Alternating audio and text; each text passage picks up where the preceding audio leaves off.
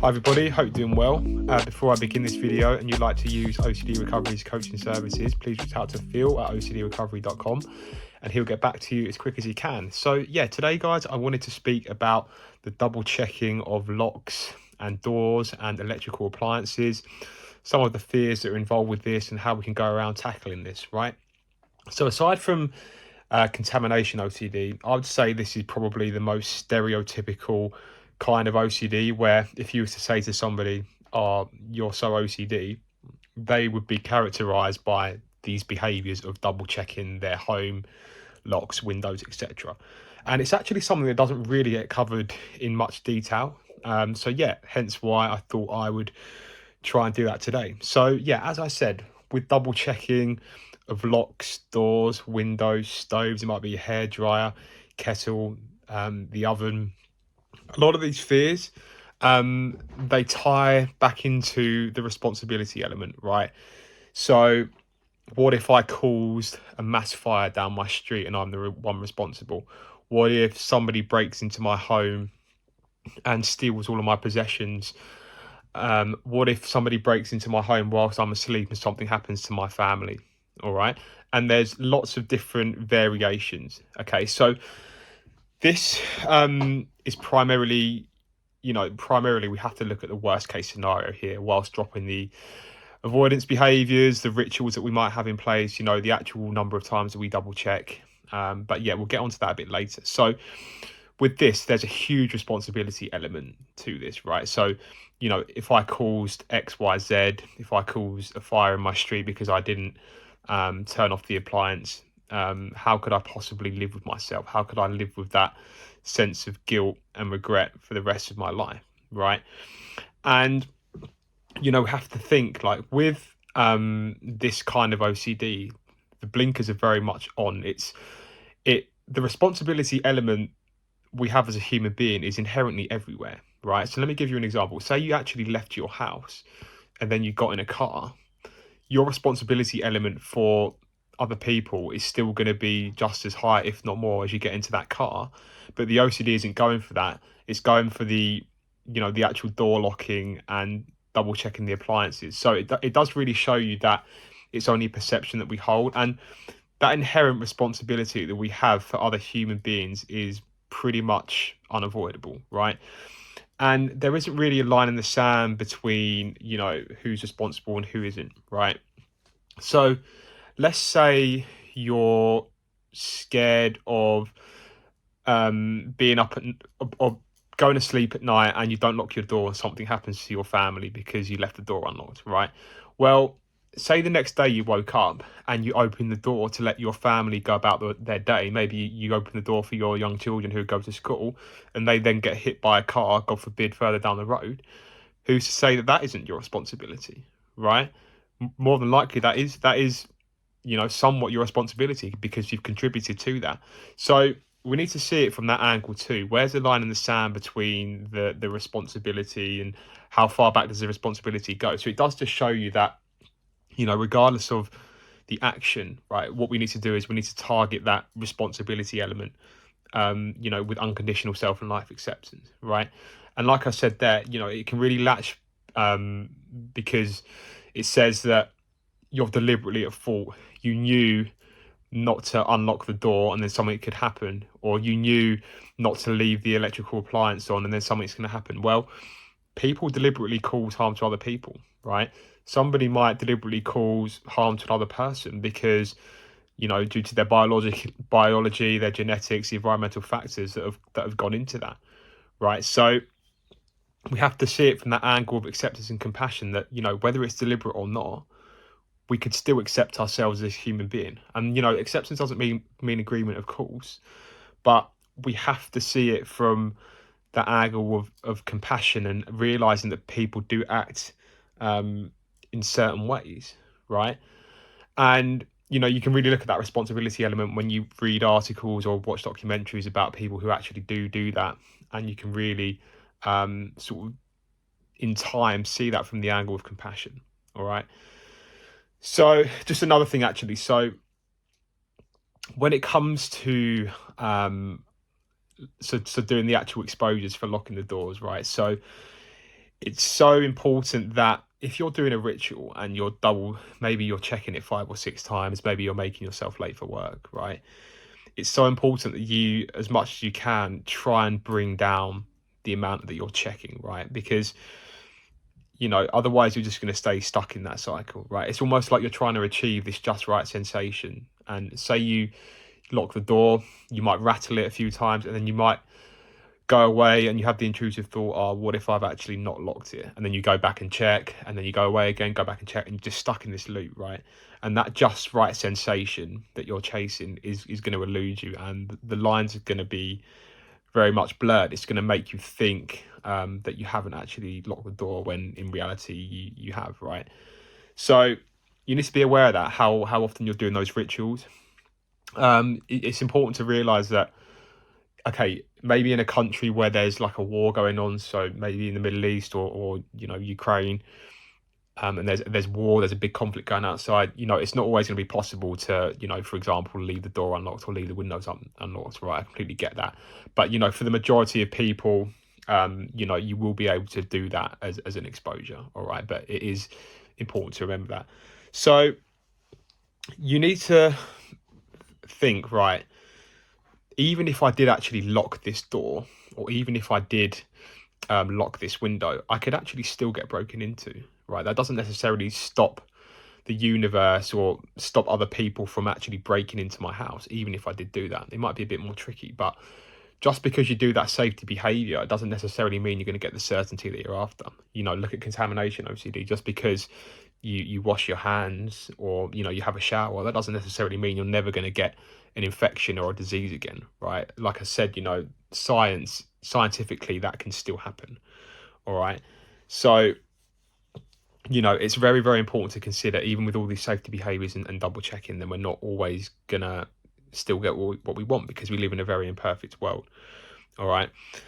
So let's have a look at some of the other angles it can really get into. So it might be at night time as well. So it's that fear of losing control because you're asleep, and because you don't have that control element of being awake. It's almost like you could be caught off guard by people breaking into your house, and it really, really jacks up there, because when we're at night and when we're asleep, we have less sort of, like I said, less control over that actually happening, and we're less alert, we're less ready for the worst case scenario to happen. So it can tie in with that as well, and because of that, it can actually impact our sleep, right? And it's almost like there's two birds with one stone there. We have the fear of somebody's going to break in, then because we're sat there ruminating, worrying about it, we also don't lose sleep. So it's a bit of a catch-22 there. So those fears of not sleeping, and those fears of the worst case scenario will need to be worked on, right? This is very much an acceptance of the worst case scenario, right? With unconditional self and life acceptance, right?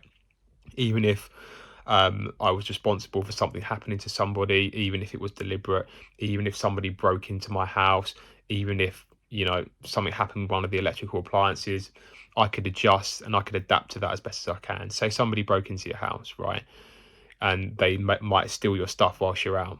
Okay, you may have home insurance, right? You may be able to retrieve the items through that. You will still have your health and your personhood intact, even if somebody did break into your house and steal your thing, right?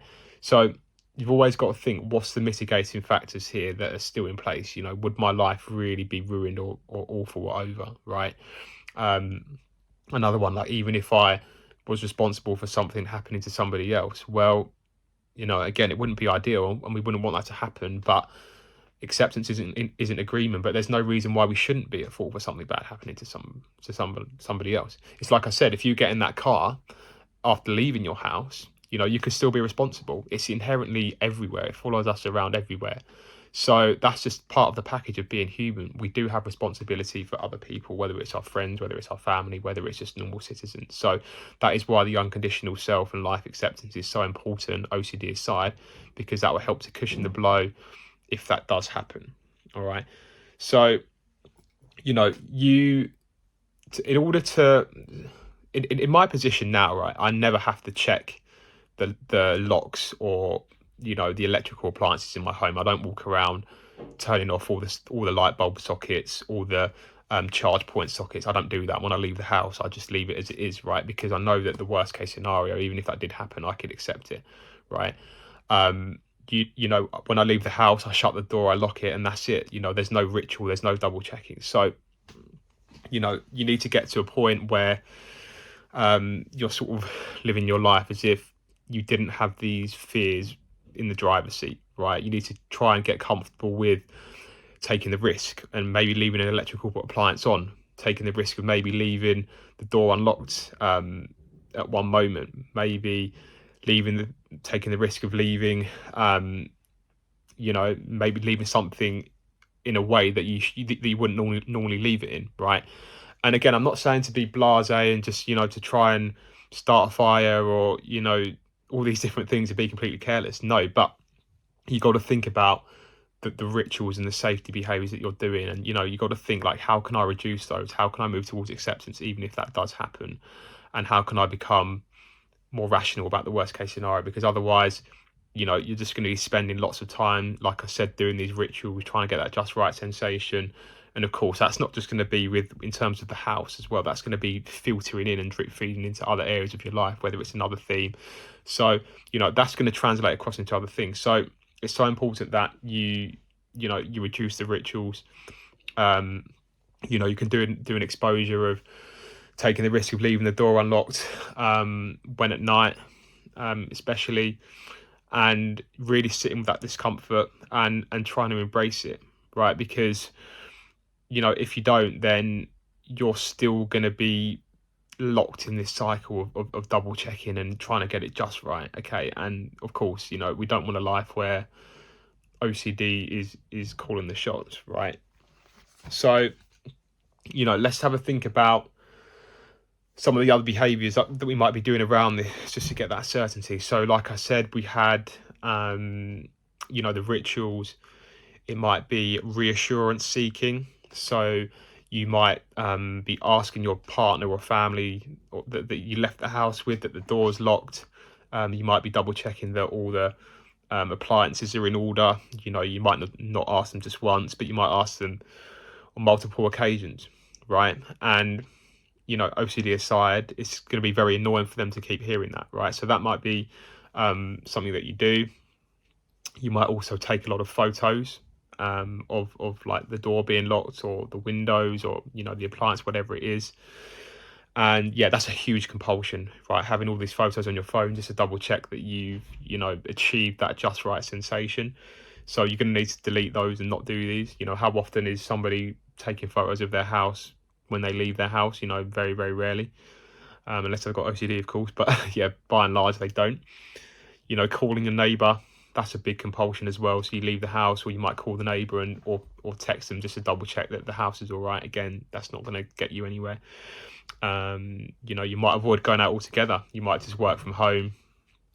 And yeah, maybe you might hide stuff when you leave the house. So maybe like valuable possessions. You might just be extra vigilant with those. I'm not saying you can't ever do that, but you know, you might be extra vigilant with those, putting all your stuff in the loft, or, you know, things of that nature. So, you know, we have to be like careful of how those behaviors are really filtering in, right? And, you know, again, I'm not saying that you can't ever go back to just you know, I'm not saying you can't ever go back to not shutting the window ever again, or, you know, just to leave your window open 24/7, or just to leave the door unlocked 24/7. But it's the beliefs and the extremity of the beliefs that we're holding, right? So you need to get to a point where you're almost, well, you're indifferent about like locking the door or not locking the door, or, you know, switching off the electrical appliance or not switching off the electrical appliance, where, you know, it's take it or leave it. It doesn't really matter what you do. That's a point. That's the point where we need to try and get to, right? So again, like I said, it all comes back down to acceptance of the worst case scenario. You know, even if I was responsible, even if XYZ happened, I could accept myself as a human being. How could I adjust and adapt to that if that did happen? and how could I bring that down to a more manageable level.